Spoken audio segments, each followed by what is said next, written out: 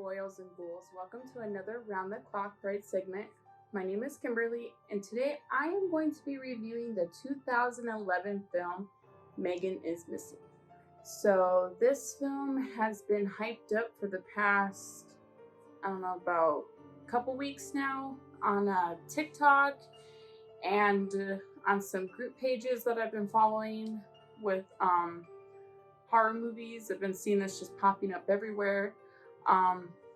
A couple months prior, I heard about it and was like, I was a little interested in watching it because I heard a lot of reviews that this movie was very traumatizing, was very psychological, messed up, and me as a horror fan wanted to check this out because I take it a challenge when somebody tells me that a movie is very traumatizing and will just psychologically mess you up because, well, I've seen over hundreds and hundreds of horror movies, and a lot of which to me are very predictable. They aren't very scary. Not saying they weren't good, but just that they weren't something that had me crawling out of my skin.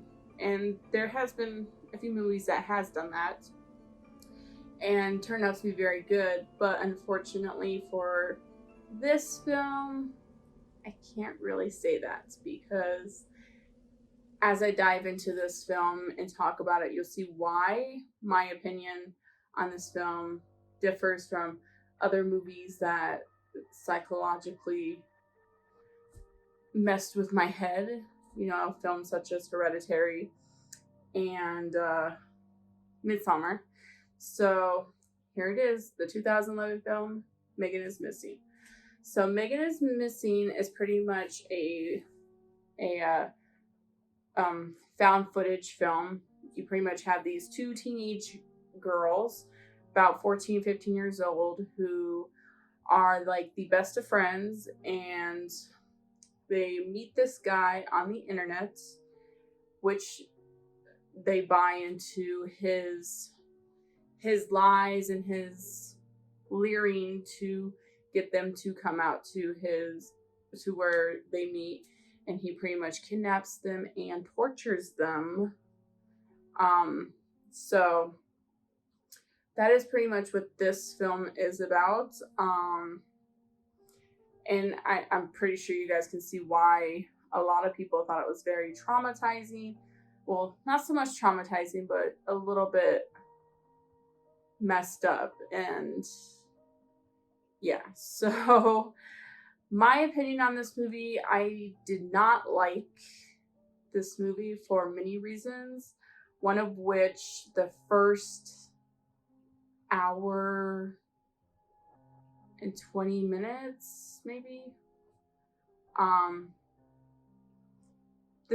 The vast majority of this film, except for maybe the last 20 minutes of this film, was very slow, very boring. I mean, granted, you had these actors who I don't recognize. They look like they might have been some independent actors who was working on this project. So none of which I recognized in other films, but I mean, you just have these characters that it's hard to like them. I mean, granted, they're not jerks where you're just like, okay, well, if they die, thank goodness, because they just saved the rest of this film. No, I'm just talking about they weren't likable characters.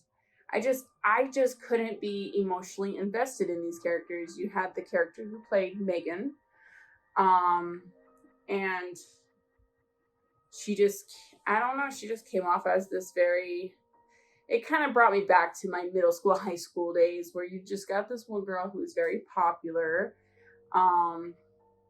She does drugs, and lots of sexual content, and it's just,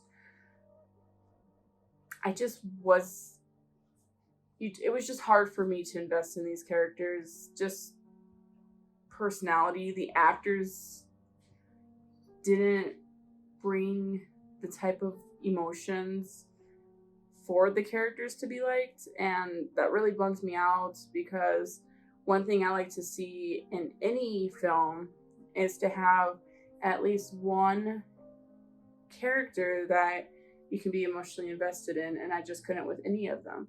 The only thing I could say that was at least a good effort was that the director had made these two girls, Megan and Amy, best friends, and you can kind of emotionally invest in that by bringing yourself into their shoes of, if your best friend was to be kidnapped and you're not sure you're ever going to see them again, what would you do? So, I mean, you can kind of believe the friendship that they had, even though they were like total polar opposite characters. Like Megan, I explained her character, but then you had Amy, who was just, a very sweet, innocent girl who always sticks by the rules, who is pretty much, very, very pure. But like I said, you can kind of see their friendship, and that at least had, I could see the effort they did with that, and it did make you a little sad for the characters and the ending that came to their fate. But yes, so like the overall whole movie, besides the last 20 minutes, was very slow, very boring. You just had these two characters who's going about their days at school. You had Megan, who's out partying. She's doing things with guys to get pretty much drugs and hanging out with pretty much the bad crowd. Amy's like her only saving grace to not being part of that bad crowd. It kind of brings her to her natural self, And then you just had Amy, who just had a birthday. She gets a new camera, or video camera, and she's into documenting her life in these little vlogs that she does, a little journal per se. And you pretty much are going about their days as teenagers, how their friendship forms. And like I said, it was kind of everywhere. I guess from what I take from it, the director just wanted you to kind of get their stories so you can kind of see where, kind of get emotionally invested.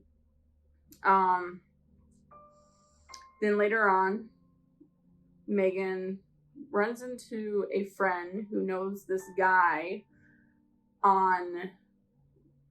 doesn't know him personally, but met this guy on the internet, who she tries to set Megan up with, tells him she needs to check him out. He seems like a pretty hot, pretty cool dude. And of course, Megan goes and looks him up and starts chatting with him. They do a lot of video chats. And one thing I would have to say that kind of like, I guess, as an adult, and you go pretty much about, I don't know, because I'm an adult, and I've, from the time that I was 14 and my parents had to sit me down and tell me the rights and wrongs on how to use the internet and what to look for and not to trust just anybody on the internet and all that, you can kind of see these signs, like the fact that this kid, and his name is Josh. Josh. No, I'm just kidding. But he's his video camera apparently breaks, and he doesn't, when he gets on these what do you call it, when he gets on these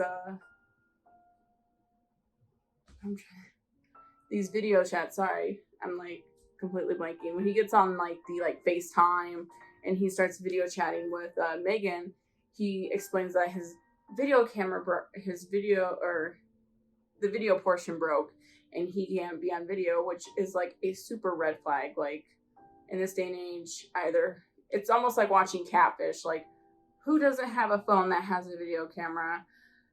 You hear a video camera breaks and they can't show their face, but they want you to show your face. That's kind of a little sketchy to me. But of course, Megan, being this 14-year-old girl, very naive, not understanding the whole, you know, not just trusting anybody on the internet, believes this kid.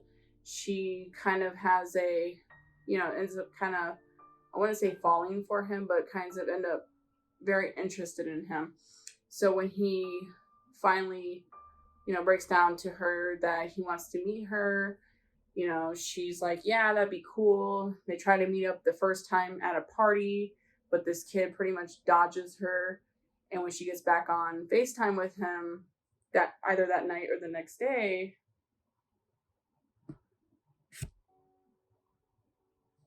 sorry, my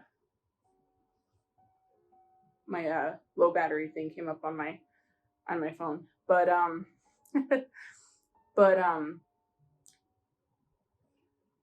he pretty much dodges her, and when they get on the FaceTime again, she's a little upset that he dodged her at the party, and he has this excuse of like, oh, I was there, I know what you were wearing, and you seem to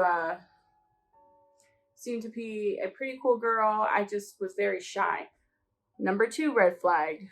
Sorry, but you hear a guy pretty much knows what you're wearing. He sees you, but he's too shy to come out and say hi. That's another red flag. That's like, okay.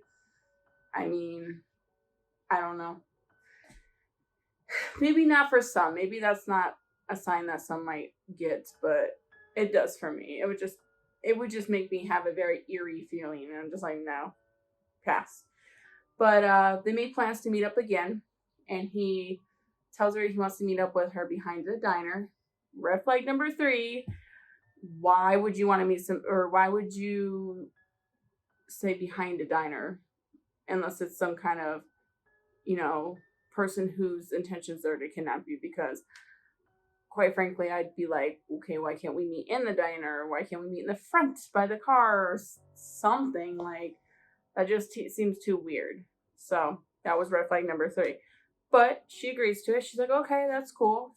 She ends up calling up Amy that night, telling her what she's planning on doing, that, you know, she's going to meet up with him and stuff. And she does. And then that's when you get the next day and the news alert comes up saying that Megan is now missing. So everything that you kind of expected to happen happens, and she does end up getting kidnapped by this guy who turns out to be obviously not Josh. He's just some grown man who is just creeping on young teenagers, which very uncomfortable. But so this pretty much expands for like the first 30 days before something happens to Amy. And, you know, Amy's chatting with this guy on FaceTime, wanting to know if he knows anything about her friend being missing. He says no, he had no clue that, you know, she pretty much was supposed to meet him, but they never met up. And, you know, but then Amy starts to sense that there's something up with this supposedly Josh guy, and, you know, she's just not getting good vibes. But you know, she ends up finding out later when he starts to insult her and try to bring her down. She ends up going to the police and telling them that Megan was speaking to a guy on the internet, and she doesn't think he is who he is. And that pretty much sets up him wanting to come after her, because even though the police and investigations couldn't find anything on this Josh guy, and he knows it because he never enclosed where he lived, it still set him off that she did that. So now, with the information he has from Megan, from him following Meg, because pretty much wherever Megan goes, Amy is there. Like, they have their secret hiding place that they go and they talk, and he knows about it because he knows a lot about Megan. So all he has to do is trace his steps back to Megan, and he'd be able to find Amy just like that, which he does. And he ends up kidnapping her too. And the first thing you see that kind of pretty much gets this film a little bit more interesting, but at the same time very messed up, is you see these pictures that the guy encloses. I don't know if he encloses them to the police force or who he encloses them to, but it's a picture of Megan pretty much trapped, like, I don't know, it's like looks like one of those boards. I mean, she's not dead, but it's like you can put your head through the board, and she's pretty much chained up and just nothing but her bra and panties, and beaten, pretty much beaten, bloodied up. Looks like she's been starved. And that's really messed up. Like, it's just, yes, psychologically it is messed up. And I think what really, like, freaks you out about this movie is that all of these things that happens in this movie is things that actually can happen in real life, or has probably happened in real life. And it freaks you out because it's like, how can somebody do something like that? I mean, granted, you watch hundreds of horror movies and you're just like, okay, I can see I can see why this guy is being like this. But when it comes to real life, you're just like, that's a movie. Why is people like this? And that's what makes this movie really messed up, is that these millions of girls or guys or teenagers or kids that go missing every day and never found, these are things that could have happened to them, or has happened to them, that, you know, police have caught. And it's crazy. But so Amy ends up getting kidnapped, and you pretty much see the cops end up finding her video camera, because when she ends up getting captured by this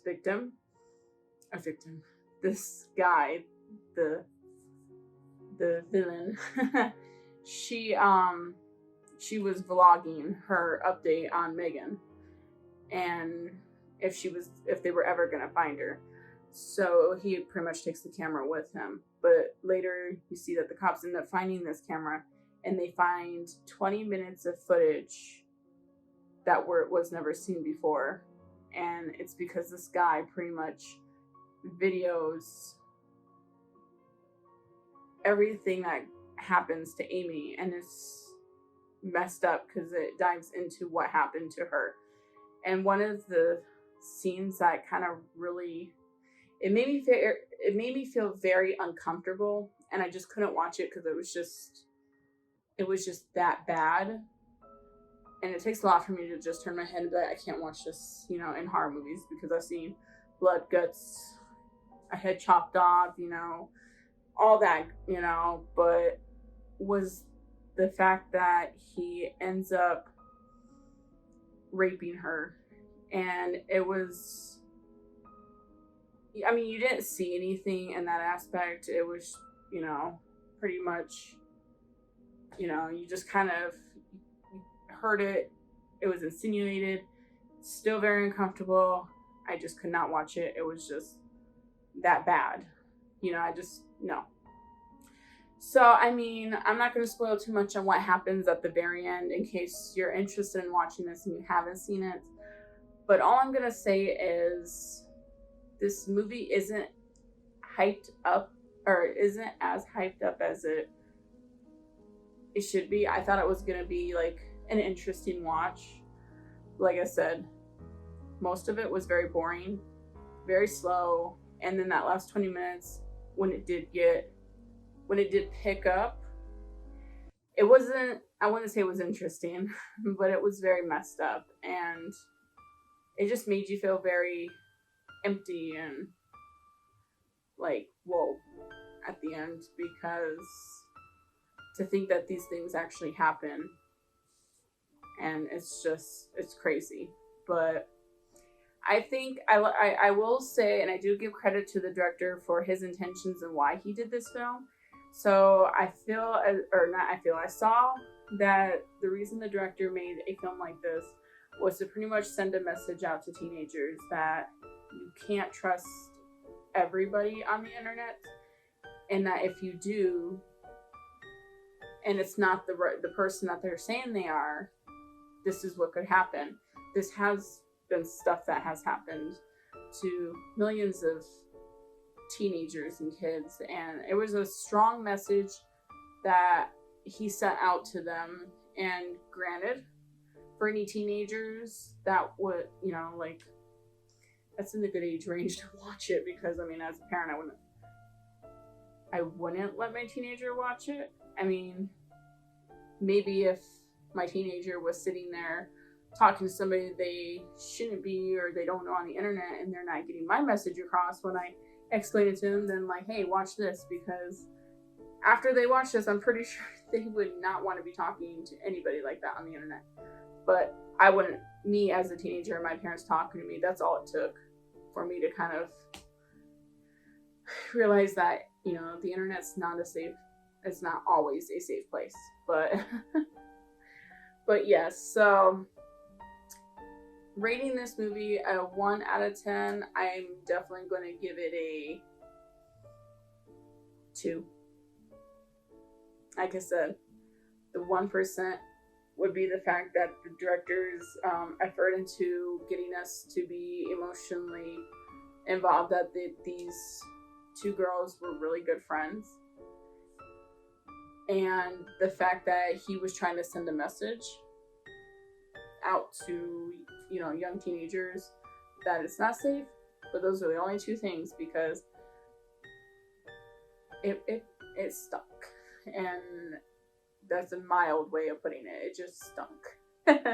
So if you end up still wanting to watch it, go ahead. It is on YouTube. It's actually very hard to find. Like, it's not on Netflix. It's not on Hulu. I tried looking into, used movie stores to see if they had it, which I'm kind of glad I didn't buy that movie, because it would have went straight back.